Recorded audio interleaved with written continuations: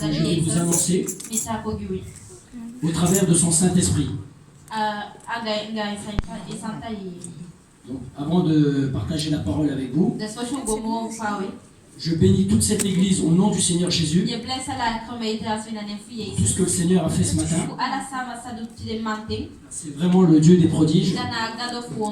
Je bénis également le Seigneur d'être parmi vous, pour la grâce qui me fait d'être là aussi, et de partager, de partager et d'enseigner sa parole. Voilà, car sa parole, elle est vivante, elle est vraie. Comme on l'a vu ce matin, au travers du témoignage du frère David, au travers du témoignage de son épouse, de sa fille, cela prouve bien les paroles de l'apôtre Paul, où il dit que l'évangile est une puissance de Dieu pour quiconque croit. Si vous êtes d'accord, dites Amen avec moi. Alléluia. Nous allons démarrer. Alors, depuis quelques jours, le Saint-Esprit m'a mis à cœur de vous parler ce matin d'un thème capital. Le thème de cette prédication s'intitule, porté par le Saint-Esprit, la lumière.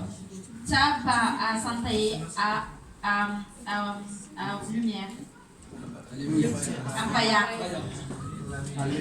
Aleti.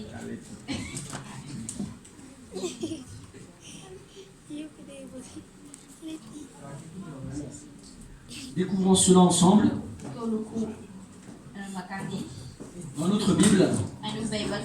Donc, je vous invite à ouvrir votre Bible dans l'évangile de Matthieu, chapitre 5, verset 14.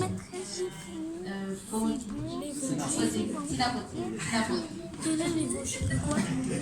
L'évangile de quoi?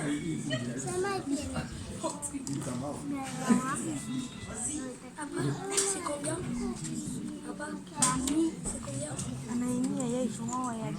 L'évangile de Matthieu, chapitre 5, verset 14.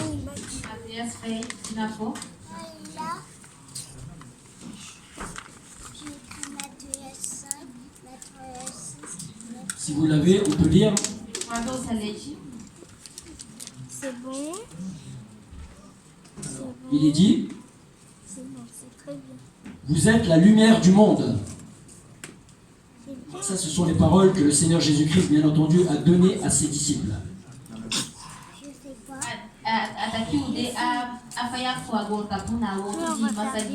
pas.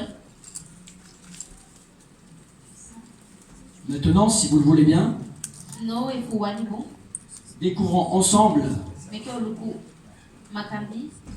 comment cette lumière est venue à l'existence. C'est la chose la plus importante de cette prédication. Les enfants.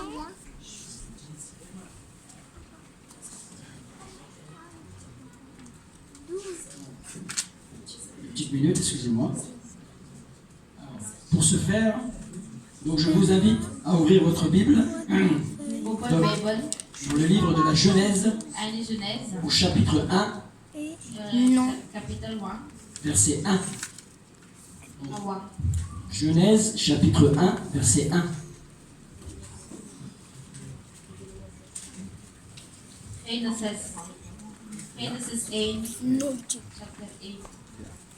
Donc si vous l'avez, on peut lire: au commencement, Dieu créa les cieux et la terre.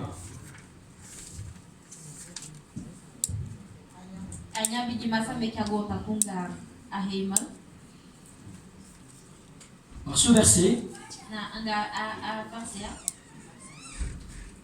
le Seigneur nous enseigne que les cieux, donc l'invisible, ont été créés avant la terre.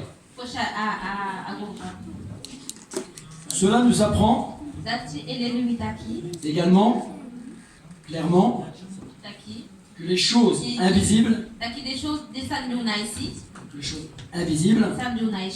ont apporté les choses visibles à l'existence.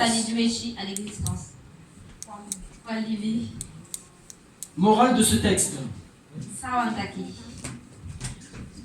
Quelles que soient les épreuves, les montagnes, les obstacles de notre vie, ne regardons pas à eux ou aux circonstances de la vie, mais plutôt à l'invisible, c'est-à-dire à Dieu et Jésus-Christ notre Sauveur et le Saint-Esprit. Oui, mes frères et sœurs bien-aimés et amis, ne soyons pas comme Pierre qui a regardé aux éléments. Pour prouver cela, je vous invite de nouveau à vous rendre dans l'évangile de Matthieu, chapitre 14, versets 25 à 33. Évangile de Matthieu, chapitre 14, versets 25 à 33.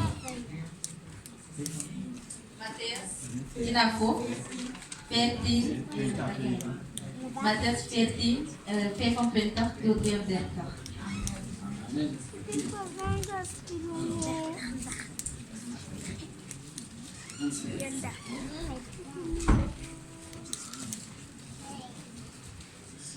Si vous l'avez,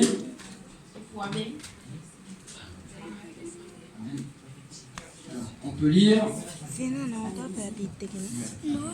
la 4e veille de la nuit. Jésus, 25 à 33. C'est bon, tout le monde là? Oui. À la 4e veille de la nuit, Jésus alla vers eux, marchant sur la mer. Quand les disciples le virent marcher sur la mer, ils furent troublés et dirent « C'est un fantôme !» Et dans leur frayeur, ils poussèrent des cris. Jésus leur dit aussitôt « Rassurez-vous, c'est moi, n'ayez pas peur. » Pierre lui répondit « Seigneur, si c'est toi, que j'aille vers toi sur les eaux. » Et il dit « Viens. » Pierre sortit de la barque et marcha sur les eaux et alla vers Jésus. Mais voyant que le vent était fort, il eut peur, et comme il commençait à enfoncer, il s'écria « Seigneur, sauve-moi !» Aussitôt, Jésus étendit la main, le saisit et lui dit « Homme de peu de foi,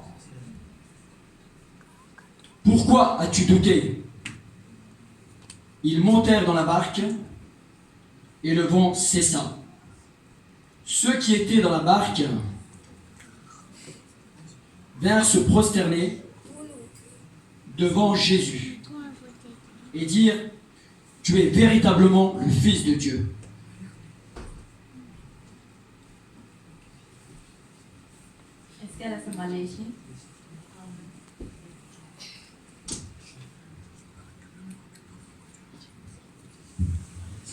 Arrêtons-nous un instant, si vous le voulez bien, sur le verset 30 à 32. Ils sont très importants. Donc je vais refaire lecture.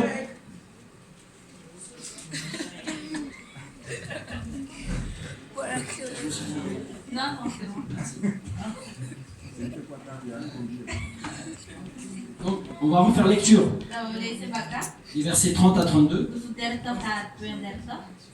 Alors, donc dans le verset 30, on peut lire à nouveau. Mais voyant que le vent était fort, il eut peur. Donc là, il est parlé de Pierre.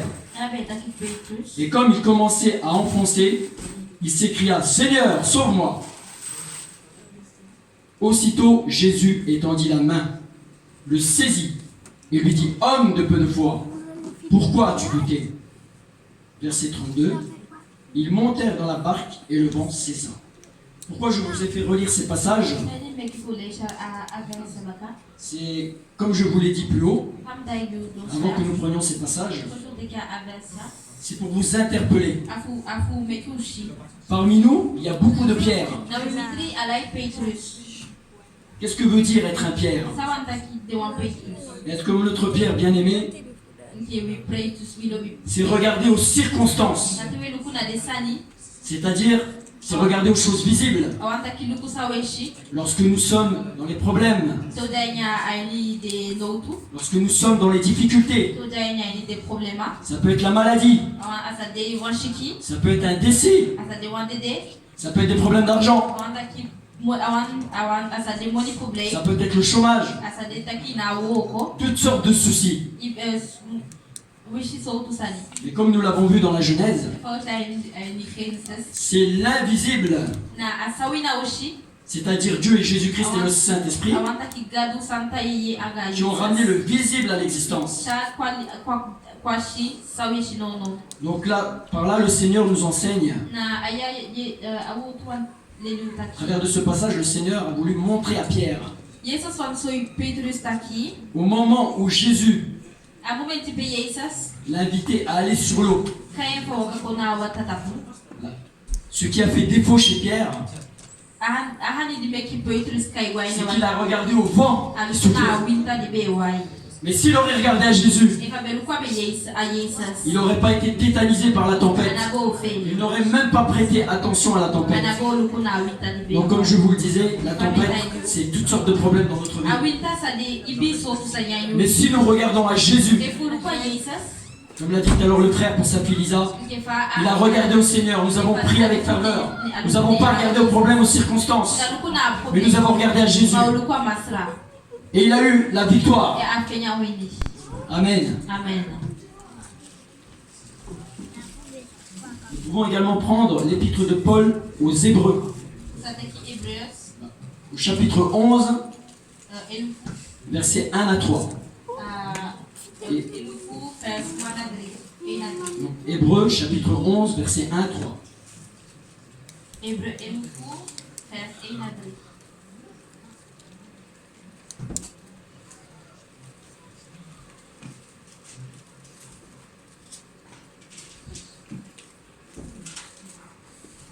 Une petite minute, je cherche.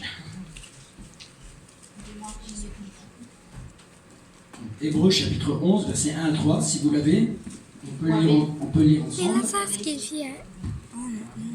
Il est dit, or la foi est une ferme assurance des choses qu'on espère, une démonstration de celles qu'on ne voit pas.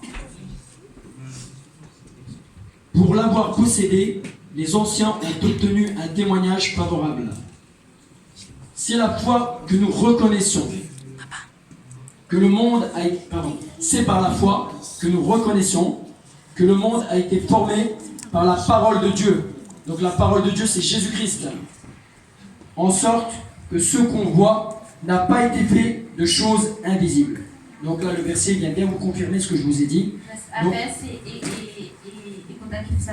c'est pas le visible qui a créé l'invisible, mais c'est l'invisible qui a créé le visible. En fait, c'est-à-dire que c'est Dieu, Jésus-Christ et le Saint-Esprit qui ont ramené les choses terrestres, donc les choses visibles, à l'existence. Amen.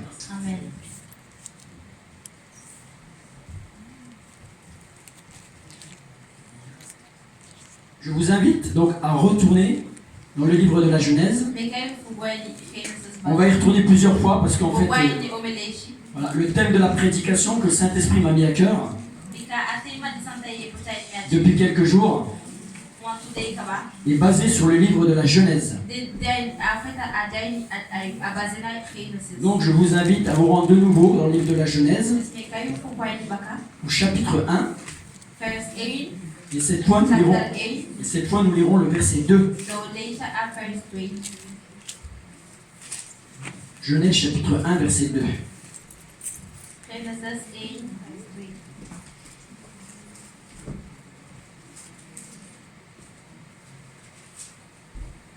Si vous l'avez, on peut lire au verset 2. La terre était informe et vide. Il y avait des ténèbres à la surface de l'abîme. Et l'Esprit de Dieu, donc c'est-à-dire le Saint-Esprit, se mouvait au-dessus des eaux.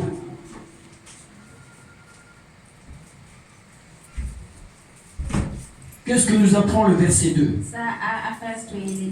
Il nous apprend que la terre, Tohu, en fait je vais vous expliquer, Tohu, donc ça vient du grec. Tohu, ça signifie informe.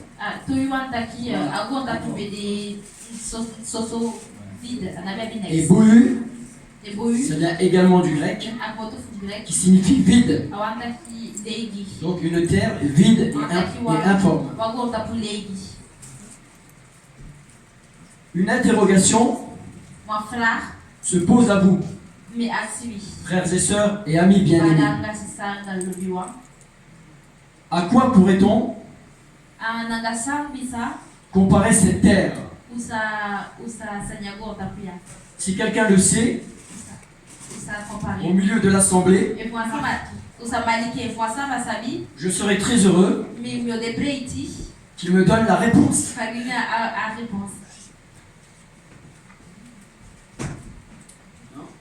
Pas de réponse? Non, réponse.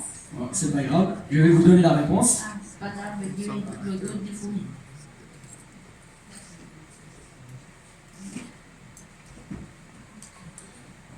Quoi donc j'aurais posé la question, à quoi pourrait-on comparer donc cette terre?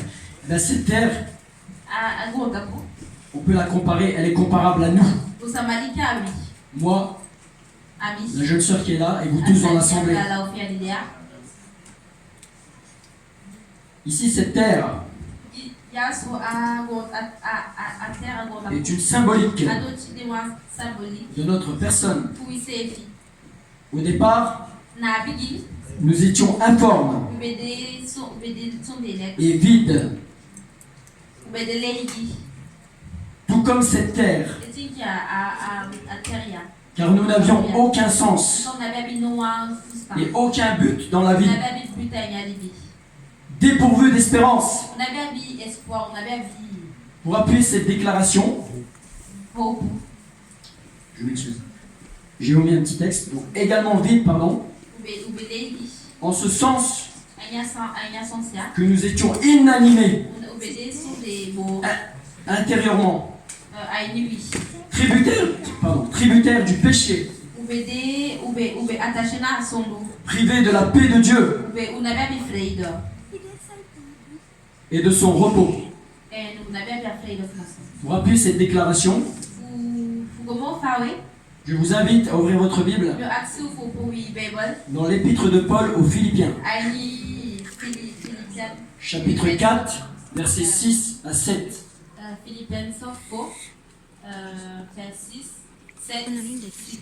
Philippiens, chapitre 4, versets 6 à 7.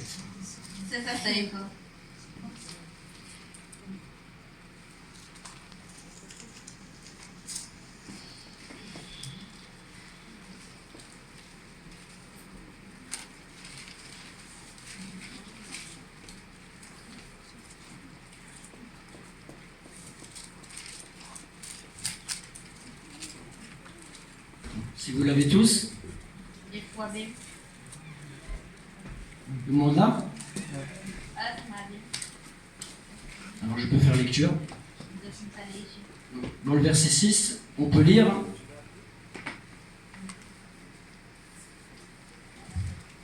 ne vous inquiétez de rien, mais en toute chose, faites connaître vos besoins à Dieu par des prières et des supplications avec des actions de grâce. Et la paix de Dieu, donc c'est le sujet dont on vient de parler. Donc ce verset confirme ce que je viens de vous dire, qui surpasse toute intelligence, gardera vos cœurs et vos pensées en Jésus-Christ. Amen.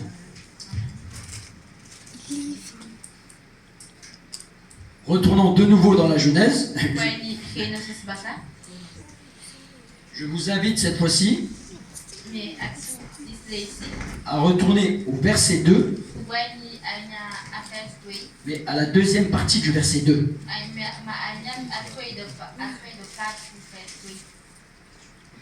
Donc Genèse chapitre 1, verset 2, deuxième partie.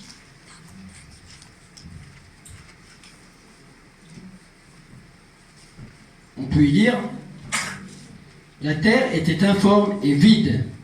Il y avait des ténèbres à la surface de l'abîme, et l'Esprit de Dieu se mouvait au-dessus des eaux. C'est sur le mot ténèbres que je vais attirer votre attention.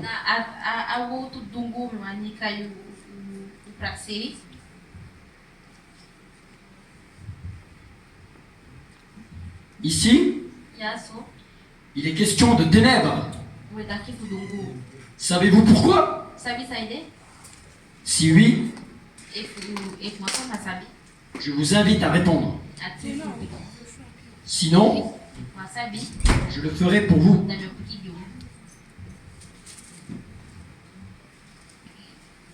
Toujours pas de réponse? Je vais répondre pour vous. La deuxième partie de ce passage est très importante. Ici, le mot ténèbres fait référence à Satan et à ses anges déchus qui ont été chassés du ciel vers la terre, par Jésus-Christ, notre Seigneur, et ses saints anges.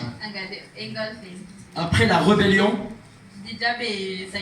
de celui-ci, c'est-à-dire Satan. Pour vous prouver cela, je vous invite à vous rendre dans le livre de l'Apocalypse, chapitre 12, versets 7 à 8. Apocalypse chapitre 12, versets 7 à 8.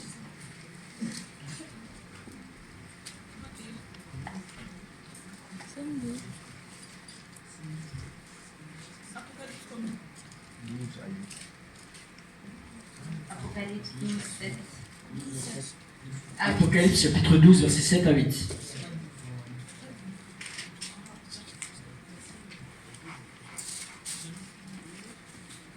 Alors si vous l'avez, on peut lire. Il eut une guerre dans le ciel. Michel, c'est-à-dire Jésus-Christ, et ses anges combattirent contre le dragon, c'est-à-dire Satan. Et le dragon, Satan, et ses anges combattirent. Mais ils ne furent pas les plus forts, et leur place ne fut plus trouvée dans le ciel.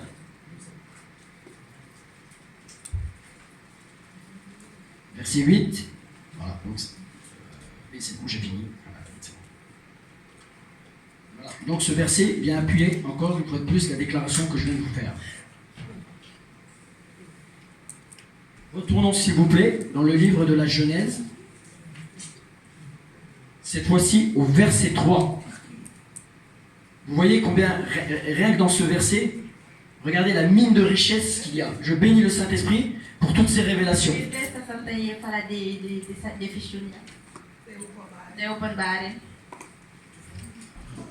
Donc poursuivons. Donc on reprend donc Genèse chapitre 1. Cette fois je vous invite à vous rendre au verset 3. Alors, si vous l'avez, on peut lire au verset 3. Dieu dit, c'est très important parce que c'est le thème de la prédication conduite par le Saint-Esprit ce matin. Donc Dieu dit que la lumière soit. Donc ce qui est le thème de la prédication de ce matin. Et la lumière fut.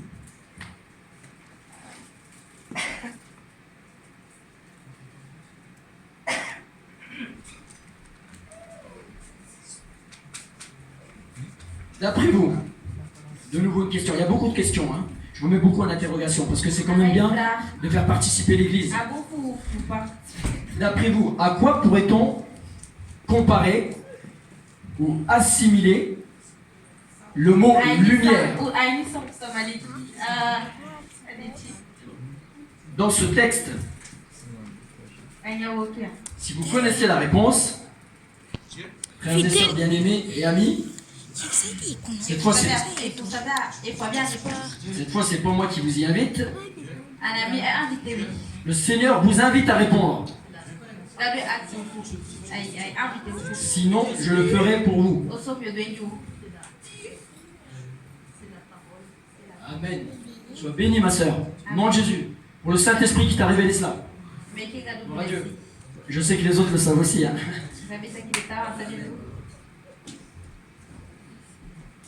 Pour confirmer la réponse de notre sœur bien-aimée Chantal,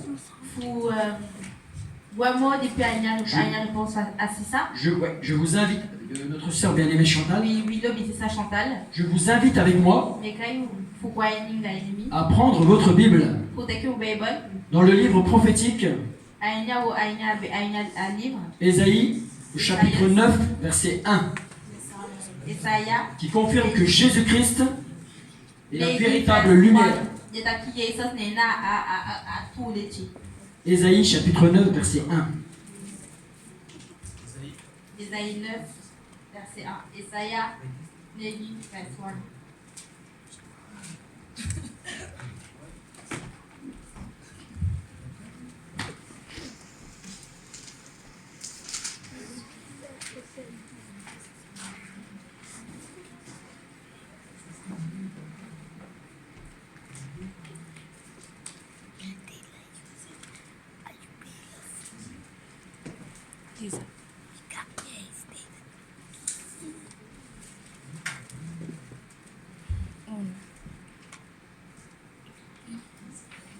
Petite minute, je cherche aussi. 9, verset 1. Ésaïe chapitre 9, verset 1. Ésaïe 9, verset 1. Donc il va confirmer de nouveau cette déclaration. Ésaïe chapitre 9, verset 1. Alors, on peut lire: le peuple qui marchait dans les ténèbres voit une grande lumière. Sur ceux qui habitaient le pays de l'ombre de la mort, une lumière resplendit. Amen. Amen. Ainsi donc, mes frères et sœurs, bien-aimés et amis, tout comme Dieu ordonna à la lumière d'apparaître pour chasser les ténèbres de la terre, Dieu, dans son grand amour, ordonna à son Fils bien-aimé Jésus-Christ de venir sur terre dans notre vie pour balayer les ténèbres de notre vie et nous délivrer du péché. Pour confirmer cette déclaration, je vous invite à aller dans l'évangile de Jean, chapitre 3, verset 16. Passage que nous connaissons tous. Jean, chapitre 3, verset 16. C'est le passage fondamental du message de la croix. Amen.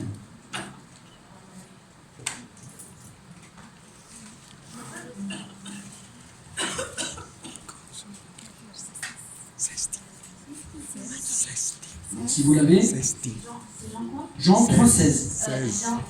Jean chapitre 3, verset 16. Verset 16. C'est bon, tout le monde là? Attends, allez.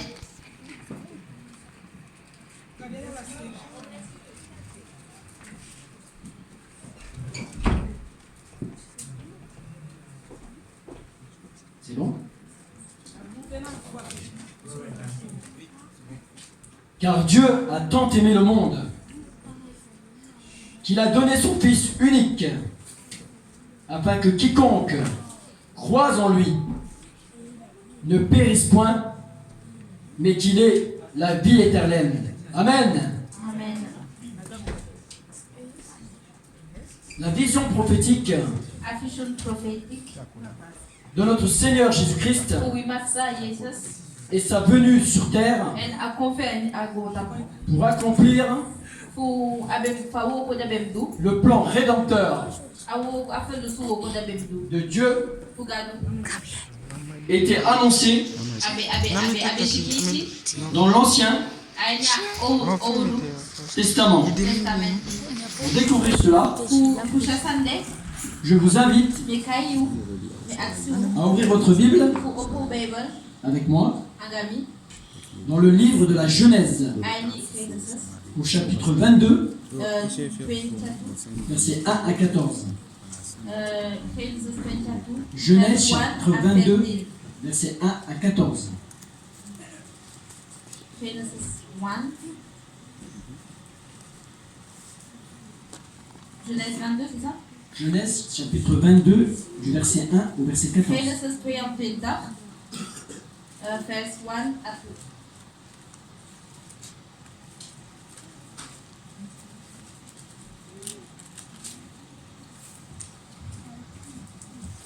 Si vous l'avez, je vais faire lecture.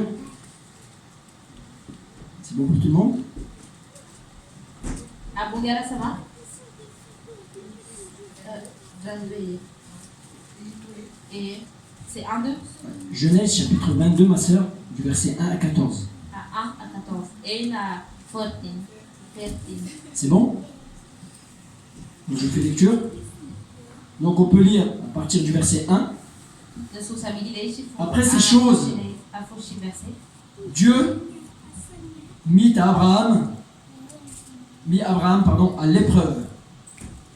Et il lui dit, Abraham, il répondit, me voici. Dieu dit, prends ton fils, ton unique, celui que tu aimes, Isaac, va-t'en au pays de Morija, et là offre-le en holocauste sur l'une des montagnes que je te dirai. Abraham se leva de bon matin, sella son âne, et prit avec lui 2 serviteurs et son fils Isaac. Il fendit du bois pour l'holocauste et partit pour aller au lieu que Dieu lui avait dit. Le 3e jour, Abraham, levant les yeux, vit le lieu de loin. Et Abraham dit à ses serviteurs, « Restez ici avec l'âne. Moi et le jeune homme, nous irons jusque-là pour adorer. Et nous reviendrons auprès de vous. » Amen.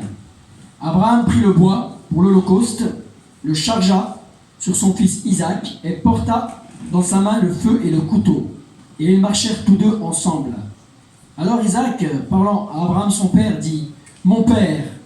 Et il répondit, « Me voici. » Mon fils Isaac reprit, « Voici le feu et le bois, mais où est l'agneau pour l'holocauste » Abraham répondit, « Mon fils, Dieu se pourvoira lui-même de l'agneau pour l'holocauste. » Et ils marchèrent tous deux ensemble. Lorsqu'ils furent arrivés au lieu que Dieu lui avait dit, Abraham y leva un autel et rangea le bois. Il lia son fils Isaac et le mit sur l'autel par-dessus le bois. Puis Abraham étendit la main et prit le couteau pour égorger son fils. Alors l'ange de l'Éternel l'appela des cieux et dit, « Abraham, Abraham !» Il répondit, « Me voici. » L'ange dit, « N'avance pas ta main sur l'enfant et ne lui fais rien, car je sais maintenant que tu crains Dieu et que tu ne m'as pas refusé ton fils, ton unique. » Abraham leva les yeux et vit derrière lui un bélier, retenu dans un buisson par les cornes. Et Abraham alla prendre le bélier et l'offrit en holocauste à la place de son fils. Abraham donna à ce lieu le nom de Jéhovah Jireh. C'est pourquoi l'on dit aujourd'hui À la montagne de l'Éternel, il sera pourvu. Amen. Ce récit biblique nous enseigne une chose fondamentale. Tout comme Abraham, qui était sur le point de sacrifier son fils Isaac, le grand Abraham, le Dieu du ciel et de la terre, a sacrifié le grand Isaac, son fils bien-aimé, Jésus-Christ, pour le rachat de nos péchés. Dites Amen. Dites Amen. Amen. En conclusion, faut conclure. Je souhaiterais marteler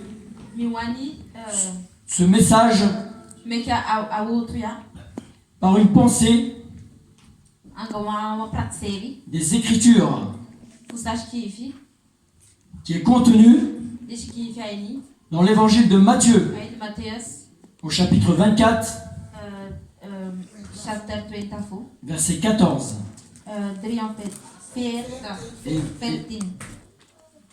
Évangile de Matthieu chapitre 24 verset 14.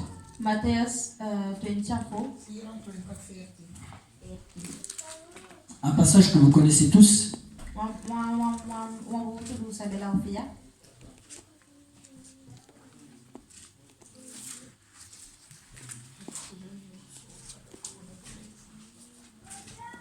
Matthieu chapitre 24 verset 14.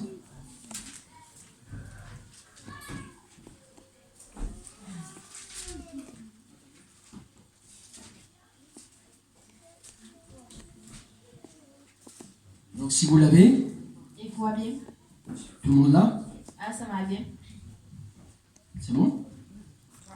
Amen. Au verset 14, on peut lire: cette bonne nouvelle du royaume sera prêchée dans le monde entier pour servir de témoignage à toutes les nations. Alors viendra la fin. Et ce sont là les paroles de notre Seigneur Jésus-Christ qu'il a laissé à ses disciples avant de repartir au ciel. Amen. Oui, frères et sœurs, bien-aimés, conformément à l'ordre du Seigneur, levons-nous, dit le Seigneur, le Saint-Esprit, et faisons briller cette lumière. Car c'est le thème principal de la prédication de ce matin. Oui, faisons briller cette lumière, qui est nulle autre que Jésus-Christ, qui un jour est apparu sur notre terre, c'est-à-dire notre vie. À lui soit toute la gloire. Amen. Je bénis le Seigneur. Amen. J'espère que ce message, encore une fois je répète, c'est pas ma parole. Moi je suis qu'un instrument entre les mains de Dieu. C'est la parole qui a été conduite du Seigneur. La parole que le Seigneur a mise sur mon cœur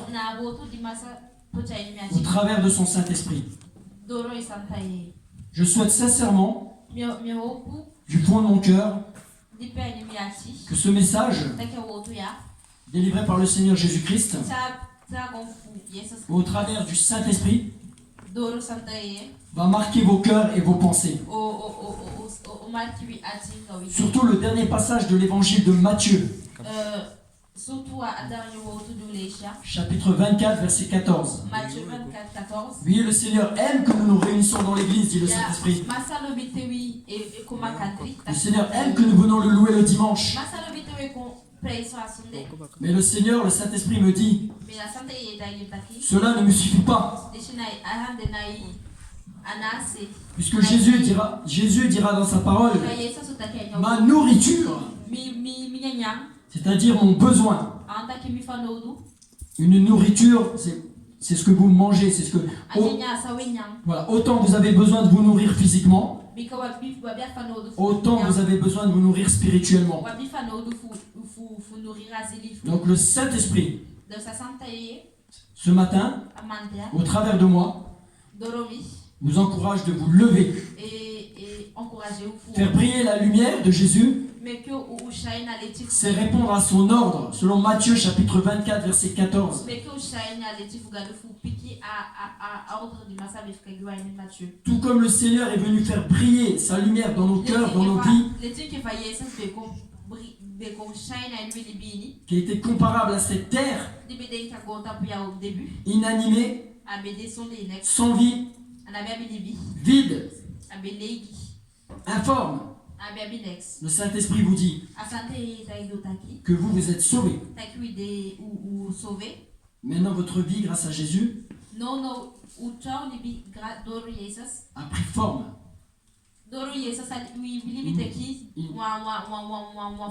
Il n'y a plus de vide dans votre vie. Grâce au sacrifice rédempteur de Dieu, au travers de son Fils Jésus-Christ, le Seigneur vous dit ce matin, je ne me suis pas abandonné à la croix pour que vous restiez passif.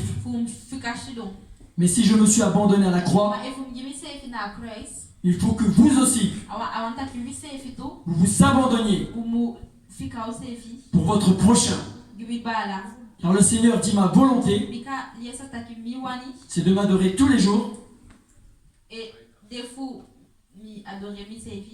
Et levez-vous, dit le Seigneur. Car la raison fondamentale de l'évangile, c'est d'aller chercher des âmes, dit le Seigneur.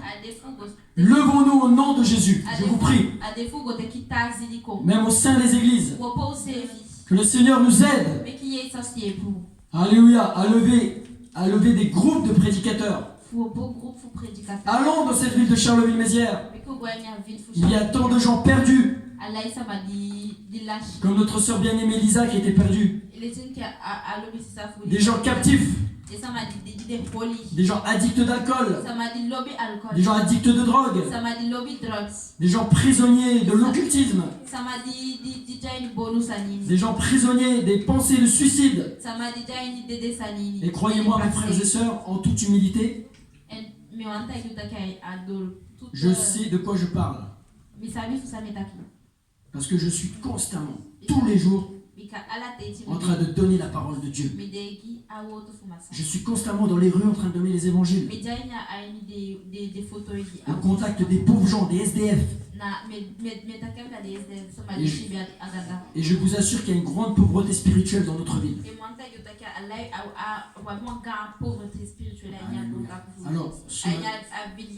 Alors ce matin, j'espère que ce message va toucher les cœurs, va toucher les consciences. Alors levons-nous, mes frères et sœurs bien-aimés. Mes frères et sœurs bien-aimés, pardon. Et ainsi que moi-même le premier. Levons-nous et réjouissons le cœur du Seigneur. Allons chercher des âmes et ramenons-les à Jésus-Christ pour qu'ils deviennent une terre vivante,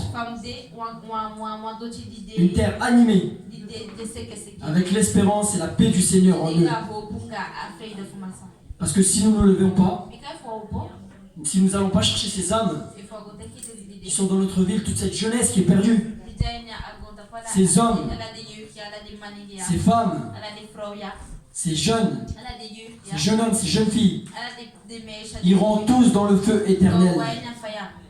Et nous en rendrons compte à notre Seigneur Jésus-Christ lorsqu'il reviendra. À lui soit toute la gloire.